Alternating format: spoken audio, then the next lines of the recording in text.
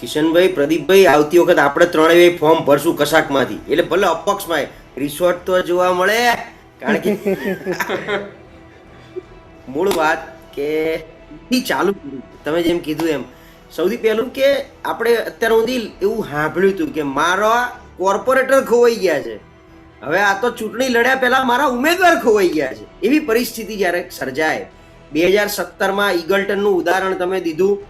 લોકસભામાં સુરતમાં કોંગ્રેસના ઉમેદવાર નિલેશ કુંભાણી એમનામ બિનહરીફ આપી દે.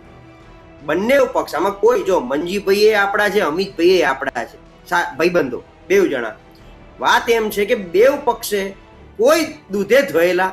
કિશનભાઈ કંઈક બોલી રહ્યા છો, તો દેશ અને વિશ્વમાં લેવાની હશે કે વિશ્વની સૌથી મોટી લોકશાહી ધરાવતા ભારતમાં સૌથી મોટું જે લોકસભા કહેવાય એ લોકસભાની બેઠક બિનહરીફ થઈ ગયા, આની નોંધ લેવાની હશે સાહેબ.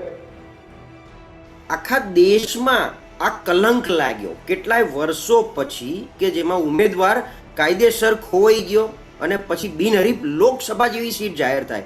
કોર્પોરેશન, નગરપાલિકા, આપણે યુનિવર્સિટીના આપણે બધા યુનિવર્સિટી રાજકારણમાંથી આવીએ છીએ. યુનિવર્સિટીમાં સેનેટ, સિન્ડિકેટ, સેનેટની ચૂંટણી હોય એ બિનહરીફ થાય, પણ લોકસભા જ્યારે બિનહરીફ થાય આનાથી મોટું કલંક કોઈ લાગે જ નહીં.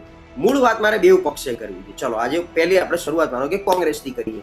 બસ સાહેબ, હજી તો ચૂંટણી લડ્યા જ નથી તમે, અને તેમ છતાં ઉમેદવારો છુપાવવા પડે. તમને જો કોઈ ધાક, ધમકી, લોભ, લાલચ, જેમ એક બે વિડીયો આવ્યા છે કે ભાઈ ઘરે સમજાવવા આવ્યા, ભાજપ તો એનું કામ કરે ને સમજાવવા આવ્યા, તો તમે એ જ વખતથી લઈ અથવા તો અત્યાર સુધી તમને જેના ફોન આવ્યા છે કે ફલાણો વ્યક્તિ મને ફોન કરીને ધમકાઈ રહ્યો છે, ફોર્મ પાછું ખેંચ અથવા આમ કર, એ ફરિયાદ કરો. તમે એના વિરુદ્ધના જે કંઈ તમે જનતાની વચ્ચે એને ઉઘાડો કરો, અને તમે જનતાની વચ્ચે જઈને ઊભા રહી જાઓ. રિસોર્ટમાં જઈને બેસીને શું કરશો તમે, અને શું કામ જવું છે? તમે એટલા સક્ષમ નથી. આ જનતાના પ્રતિનિધિ જો બનવા નીકળ્યા છો અત્યારથી, જો તમે જો આ નહીં કરી શકો તો આગળ જતા તમે શું કરશો 5 વર્ષ? જનતાનો કોઈ પ્રશ્ન જ નહીં ઉપાડી શકો ને સરકાર સામે. જો તમે જીતીને આવ્યા તો સરકાર સામે તમે પ્રશ્ન જ નહીં ઉપાડી શકો.